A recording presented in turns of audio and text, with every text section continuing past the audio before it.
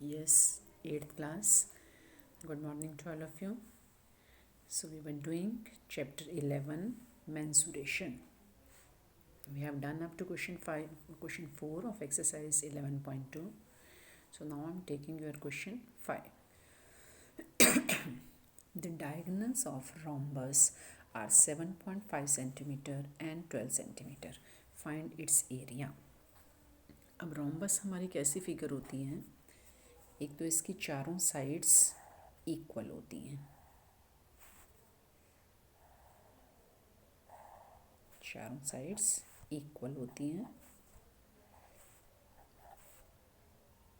और एक इसके डायगोनल्स 90 डिग्री पर बाइसेक्ट करते हैं। इसके डायगोनल्स 90 डिग्री पर बाइसेक्ट करते हैं। मीन्स जो ये एंगल है, ये चारों एंगल हमारे 90 डिग्री हैं। तो हमें एक डायगोनल दिया हुआ है 7.5, जैसे मान लो डी भी हमें 7.5 दिया हुआ है, और एक डायगोनल हमें दिया हुआ है 12 EC। अब हम रोम्बस के एरिया को दो राइट ट्राइंगल्स के सम में लिख सकते हैं, एक BCD और एक ABD, क्योंकि ये 90 डिग्री का एंगल है, ये भी 90 डिग्री का एंगल है। तो पूरे we know that diagonals of rhombus bisect each other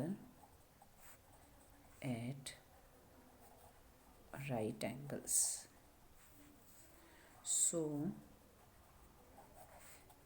area of rhombus ABCD, ये जो पूरा rhombus है ABCD, is equal to area of right triangle,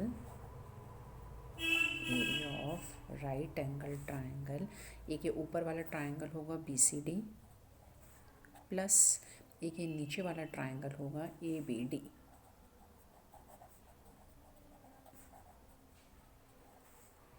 अब ये BCD में ये बेस हो जाएगा BD और OC परपेंडिकुलर हो जाएगा, half into BD into OC, फिर प्लस ऐसी ABD का, ABD में क्या होगा प्लस हाफ इंटू, अब ये BD बेस हो जाएगा इंटू OA। अभी हाफ BD दोनों में कॉमन है, इसमें भी है इसमें भी है, हाफ BD। अब अंदर यहाँ क्या बचेगा हमारा OC plus OA, OC plus OA, तो हाफ इंटू BD। अब एक डायगनल, ये दोनों डायगनल्स हमें दिए हुए हैं, एक डायगनल है BD जैसे 7.5 इंटू OC प्लस OA, इसको हम लिख सकते हैं पूरा AC, और AC दूसरा डायगनल है, दूसरे डायगनल की लेंथ है हमारी 12, तो OC प्लस OA इस पूरे की जगह हमने लिख दिया 12। अब ये कट हो जाएगा 2 6 तो ये 45 सेंटीमीटर स्क्वायर। तो हम इसको, आपने एक फॉर्मूले के फॉर्म में भी याद रखना है कि area of rhombus is equal to half into product of diagonals. इसमें यही आ गया ना हमारा, हाफ इंटू एक डायगनल BD हो गया, दूसरा डायगनल AC हो गया, half into BD into AC। तो area of rhombus is equal to half into AC into BD, यानी half into product of diagonals. अभी इसी कंसेप्ट का भी हमारा क्वेश्चन 6 में फिर यूज़ होगा। Find the area of rhombus whose side is 5 centimeter and whose altitude is 4.8 centimeter। पहले तो हमने रोम्बस का एरिया निकालना है जिसकी हमें एक साइड गिवन है और एक ऑल्टीट्यूड गिवन है। तो ये रोम्बस एक पैरेललोग्राम भी होता है, तो पैरेललोग्राम का एरिया होता है बेस इंटू हाइट। अब ये साइड मीन्स ये बेस हो जाएगा हमारा 5 सेंटीमीटर और ये जो हाइट है ये हो जाएगा 4.8। तो एरिया ऑफ रोम्बस का पहले तो हमने उस फॉर्मूले से एरिया निकाल लेना है। तो area of rhombus is equal to base into height. अब ये साइड मीन्स ये बेस है 5 और उसके ऊपर जो ऑल्टीट्यूड है ये है 4.8।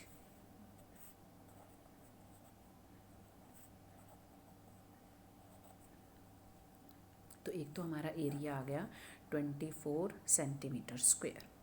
अब हमें दिया हुआ है कि अगर इसका एक डायगोनल 8 सेंटीमीटर है तो बताओ find the length of the other diagonal, दूसरे डायगोनल की लेंथ क्या होगी। तो अभी जो हमने ऊपर वाला क्वेश्चन किया है, अब इसमें हम एक और फार्मूला लगाएंगे एरिया ऑफ रोम्बस का, half into product of diagonals. तो एरिया तो हमारे पास से 24 है, 24 is equal to half into एक डायगोनल हमें गिवन है 8, तो दूसरे डायगोनल इंटू एक्स करके फिर वहाँ से उसकी लेंथ आ जाएगी। तो ऑल्सो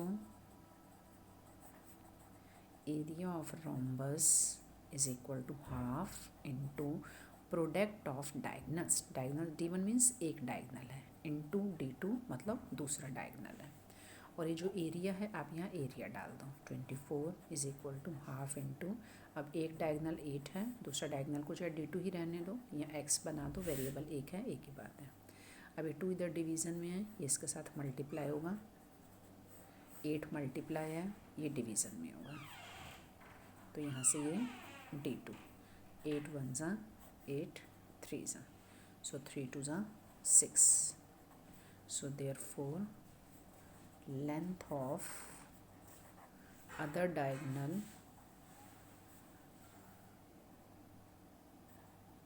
is 6 सेंटीमीटर। ये दूसरे डायगोनल की लेंथ क्या आ गई, 6 सेंटीमीटर।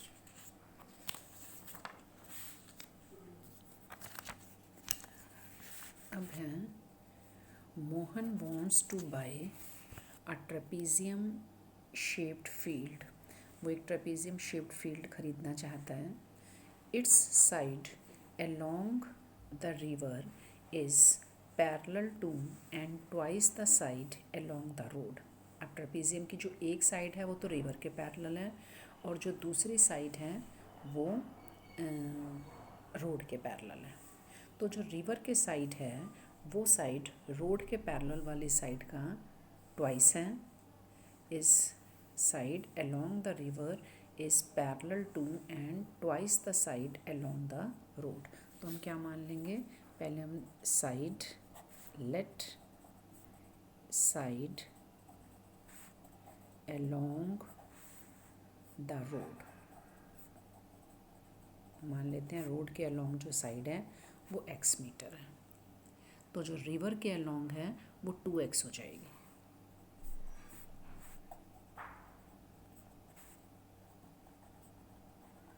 और हमें इफ़ द एरिया, हमें एरिया दिया हुआ है 10,500 metre square and the perpendicular distance between the two parallel line sides is 100 metre.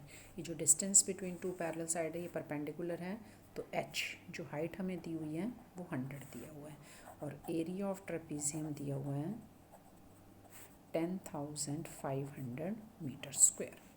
अब एरिया ऑफ ट्रेपेजियम का हमारे पास फॉर्मूला है half into height into sum of parallel sides is equal to 10,500।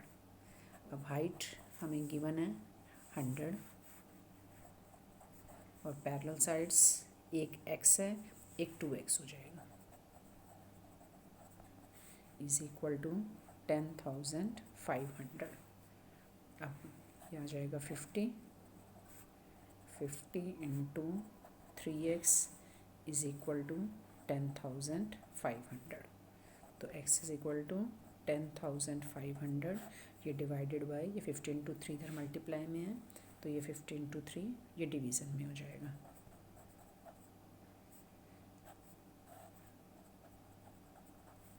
तो ये 50 70 सा, तो दैट मीन्स जो हमारी साइड है अलोंग द रिवर ये आ गई, देयरफॉर साइड अलोंग द, हमें रिवर वाली निकालनी है तो ये आ जाएगी 2 इंटू 70 40 मीटर। बस यहाँ से इसको हमने कट किया, 10,500 divided by 50 into 3।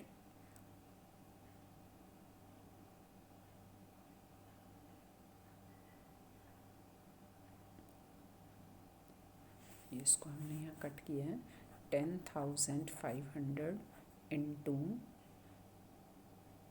10,500 divided by 50 into 3। पहले हमने इसको 3 से कट किया है,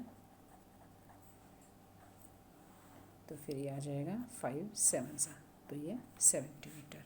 सो therefore side along the river is 2x, तो 2 × 70 140 मीटर। अभी लास्ट क्वेश्चन है 9th। Top surface of A raised platform is in the shape of a regular octagon. एक प्लेटफॉर्म है, उसका जो ऊपर वाला टॉप सरफेस है वो किस शेप में है? Regular octagon. रेगुलर मीन्स जिसकी सारी साइड्स इक्वल होती हैं, ऑक्टागन मीन्स जिसकी 8 साइड्स हैं। तो ये इसकी ऊपर वाला फेस है जो ऑक्टागन की शेप में है। इसके ये हमें डायमेंशंस गिवन है, हमने इस पूरे का एरिया निकालना है। Find the area of the octagonal surface. अब इसमें हम फिगर में देखेंगे कि कितने पार्ट्स में डिवाइड हो गई। ये ऐसे 3 पार्ट्स में डिवाइड हुई है, 1 2 और ये पूरा हमारा 3। तो फर्स्ट और थर्ड ये तीनों ट्रेपीजियम है, क्योंकि ये इसके पैरेलल है और ये हाइट ये सेम है, ये ऊपर वाला ये 4 मीटर। तो पहले, और ये इसकी हर साइड 5 है, रेगुलर है तो दैट मीन्स हर साइड 5 है, ये 5 हो जाएगी। ये 11 हमें गिवन है, तो दैट मीन्स ये वाली साइड भी इतनी 11 गिवन है। तो फर्स्ट पार्ट का एरिया आ जाएगा ट्रेपीजियम का half into height into sum of parallel sides. Third part का भी सेम आ जाएगा। और सेकंड पार्ट में अब ये सारे एंगल 90 ही होंगे, तो ये एक रेक्टेंगल बन जाएगा। रेक्टेंगल का एरिया होता है 11 लेंथ इंटू ब्रेड्थ। तो इन तीनों को प्लस कर देंगे। 1 का निकाल कर थर्ड का हमने सेम ही करना है। तो area of first part is equal to area of trapezium, तो half into height into sum of parallel sides. तो एक पैरेलल साइड 5 हो जाएगी, एक ये 11, 5 + 11, तो 2 × 11 + 5 16 32 मीटर स्क्वायर। और एरिया ऑफ थर्ड पार्ट भी सेम ही आएगा, इसको दोबारा करने की ज़रूरत नहीं है, सेम है ये। एरिया ऑफ सेकंड पार्ट ये है एरिया ऑफ रेक्टेंगल, और रेक्टेंगल का एरिया होता है लेंथ इंटू ब्रेड्थ। तो लेंथ इसमें है 11 और ब्रेड्थ है 5, तो 11 × 5 55 metre square. So area of field octagonal, area of octagonal field is equal to first part का 32 प्लस सेकंड पार्ट का 55 और थर्ड पार्ट का 32। 5 और 2 7, 7 और 2 9, 5 और 3 8, 8 और 3 11, तो 119 metre square. So today you will complete up to question 9.